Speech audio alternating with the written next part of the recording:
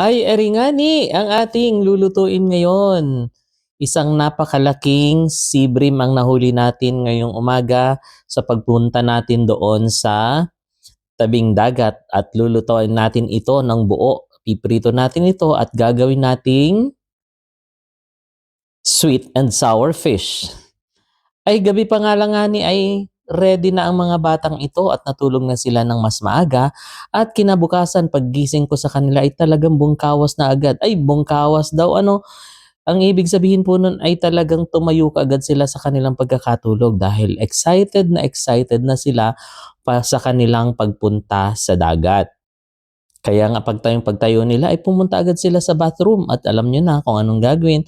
Magtututbrush muna ang mga yan. Tututbrush sila, maghihilamos na muna ng kanilang mga muka at magtututbrush din. Ay, ano bakit ako'y paulit-ulit? At pagdating nga dito sa tabing dagat, dito sa kanilang spot, ay nanghiram na agad siya ng pamingwit sa kanyang tito at ayan, hagis na kagad. So ayun guys, nakapaghagis na nga siya at pero medyo mababa lang ang kanyang pinaghagisan. At sa puntong iyon nga ay nakahuli nga rin siya at ayan, kita nyo naman ito ang aking kapatid, ang tito nila ay nakahuli ng isang napakalaking sea bream. Kita nyo yan guys, napakalaki ng sea bream na yan. 1.5 kg ang nahuli niya sa araw na ito kaya ang isda na yan ay ang ating gagawing ulam mamayang tanghali. At fast forward na nga guys, ayan, nilinisan na natin ang ating nahuling isda kanina sa tabing dagat sa ating pamimingwit. Ito lamang actually ang aming mga pastime lang namin ito kapag kami ay walang pasok. So ayan guys, nalinisan na at atin nang nilalagyan ng asin para i-ready sa ating pagprito. Ipiprito natin yan ng buo.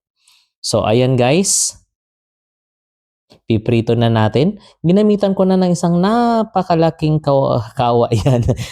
Kaserola ang ginamit natin dyan kasi nga ay wala kaming malaking kawali. So kaserola na ang ginamit natin sa pagprito at ayan na guys, ready na ang ating pritong sea bream. So ayan guys, gagawa na tayo ng ating mga panamya, panuhog sa ating gagawin na sweet and sour. Naghiwahin na tayo ng ating sibuyas, bawang, hiwa din tayo ng luya,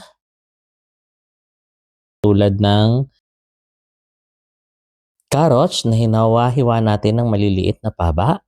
At gayon din ay maglalagay din tayo dyan ng bell pepper na kulay red at kulay green. So hiwain lang ito ng pahaba. At ayan guys, sunod ay ating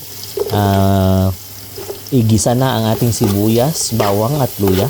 Pagkatapos ay inilagay na rin natin ng ating carrots para gisayin ito para medyo lumambot na. Pagkatapos nitong palambutin ay nilagyan ko na guys ito ng ketchup. Ito yung magsisilbing pampalapot niya at ganun din ay ang magsisilbing pampakulay dito sa ating sweet and sour. Nilagyan ko na rin ito ng seasoning ng sweet and sour seasoning. So ayan guys ang nagpalasa sa kanya. Lalagyan din natin ito ng kaunting suka, tapos nilagyan natin ng paminta. At syempre hindi naman natin kakalimutan na maglagay tayo ng asukal dyan kasi sweet and sour na yan. So ayan, inilagay na rin natin. Nung luto na yung ating carrots ay nilagay na rin natin ang ating bell pepper. So ayun guys, ready na yan guys. At kunin na natin ang ating pritong isda at ating unti-unting ilagay itong toppings dito sa isda. At ayan guys, ready na ang ating sweet and sour sea bream. Napakasarap nito guys. Oh yummy. Solve na ang aming pananghalian. So ayun guys, kuha na kayo ng inyong bahaw dyan at samahan nyo na kaming kumain. At kumain tayo. Eid Mubarak sa ating lahat. Hanggang sa muli. Kita-kita tayo sa aming susunod na video. Paalam!